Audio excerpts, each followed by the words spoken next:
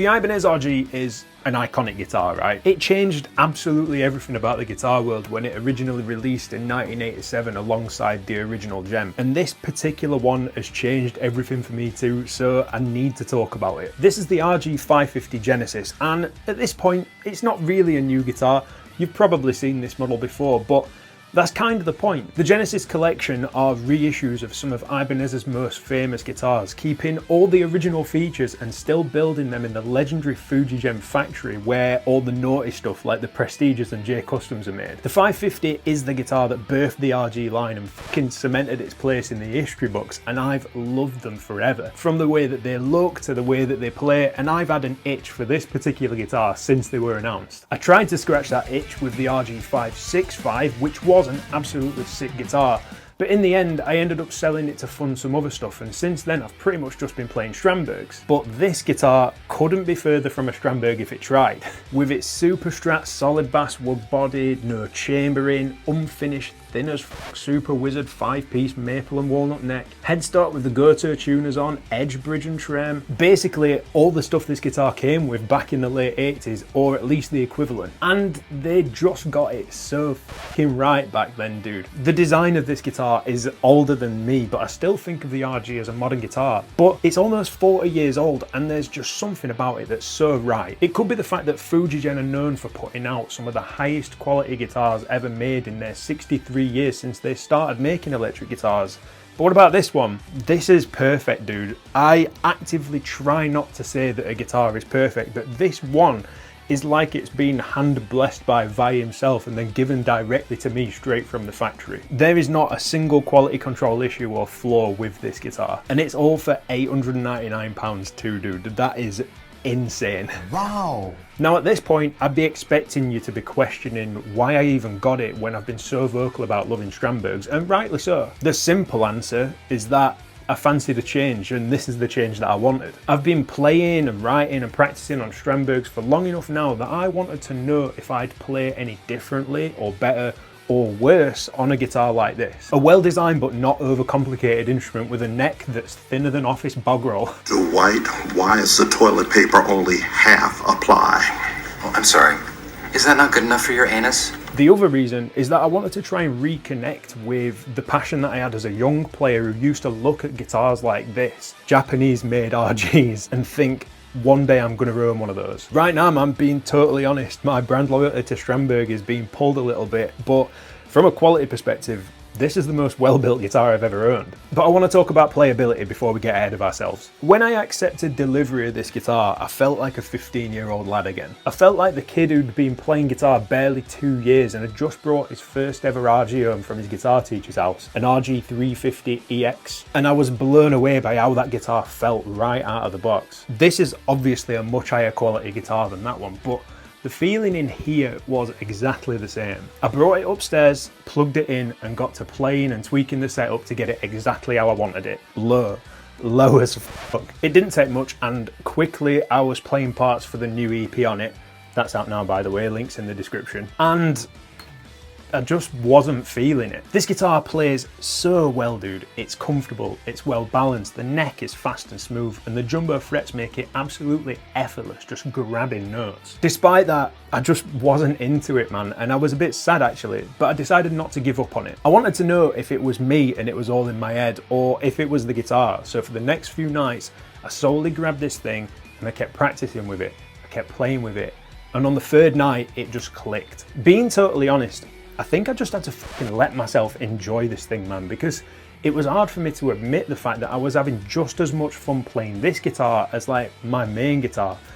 Probably a little bit more fun actually. In terms of playability, like I said, this thing is absolutely effortless, but there are a couple of things that really stand out in my mind as making this one of the best guitars I've ever played. The main thing, and it's a feelings thing, that this guitar is just so incredibly fucking fun to play, dude. It just wants to be used and it'll do literally anything you want it to do styles-wise. Obviously, it's primarily a shredder's guitar with the super thin Super Wizard neck. I don't know how a Super Wizard could be more powerful than just a regular wizard, and that in itself suggests that there's some sort of wizard ranking system, but I guess that's besides the point. And the fucking massive frets just make it so easy to grab notes. As well, the original Edge bridge and trem is by far the best locking trem that I have ever played. It's solid, responsive, comfortable, and it's yankable, dude. You can rag the absolute shit out of it and it will always come back to pitch. I think the other massively overlooked thing is that this guitar is not packed with more features than a collector's edition DVD. You know how like brand new cars today are all like the all-new plug-in electric hatchback with IMAX center console, automated knob sucker, hairdryer, air fryer, and seats that fold into an origami swan. This is like a Ferrari F40. It came out in the same year, it's stripped back,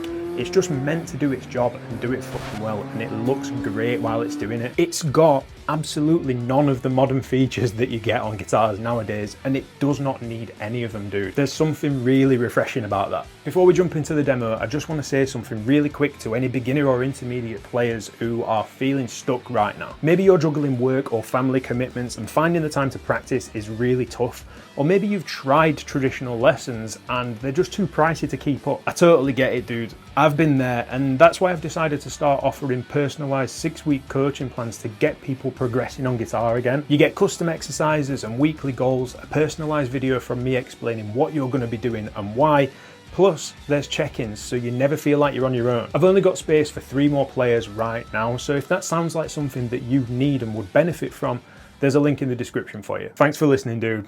Now let's listen to this.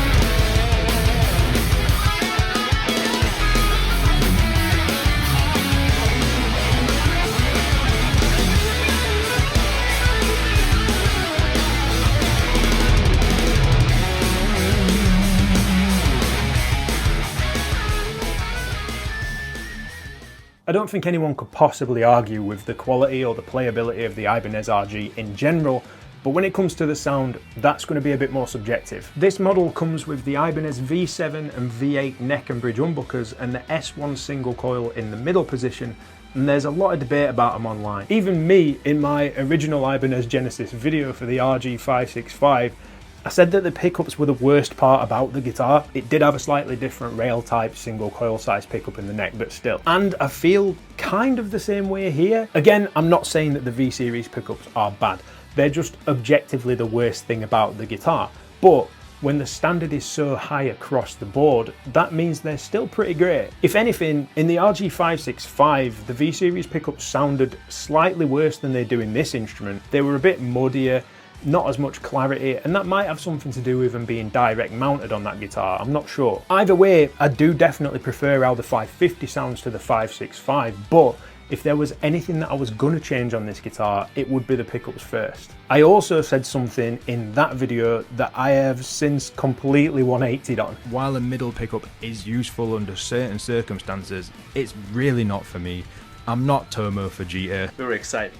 So, please watch this guitar. What's the difference? I fucking love the middle single coil on this guitar. Maybe my tastes have changed, I don't know, but moving to the middle position on this guitar is like an instant access switch for a modern, choppy, prog metal-y type tone, and I am about it, man. That means that present day me has got to admit that I think past me in that last video was talking out of my arse a bit. For the most part. I just find that a middle pickup is always getting in my way. There's absolutely a reason that a lot of people just take their middle pickup out of their strats or screw them as far into the body as possible. I do still think the middle pickup gets in the way of your picking hand a little bit, but I'm more than happy to deal with that inconvenience for access to the particular tone that it gives without having to use push-pull pots or any of that shit. The RG550 took the guitar world in a completely different direction when it released in 1987, and it's still doing the exact same thing now. Or to me it is, at least. This was the exact instrument that I needed to give my playing a little bit more energy, man. I'm playing faster, I'm more relaxed, and I'm starting to push through ceilings that I feel like maybe I would have struggled with a little bit more before. Could I have done that on any other guitar? With enough time and effort, yeah, of course I could. But I'm having so much fun playing this thing, and I look forward to picking it up every single night. It's fucking great, dude. It's everything that I wanted it to be, so expect to see it a lot more on the channel. Don't forget, if you're a beginner or an intermediate player who's looking for a bit of guidance, the link below is where you need to go. As always, I appreciate you watching, dude. Take care, stay safe, keep playing. This is the Ibanez RG550-DY. This is the RG... Such a long chat. Guitar that birthed the art... I'm straight at there.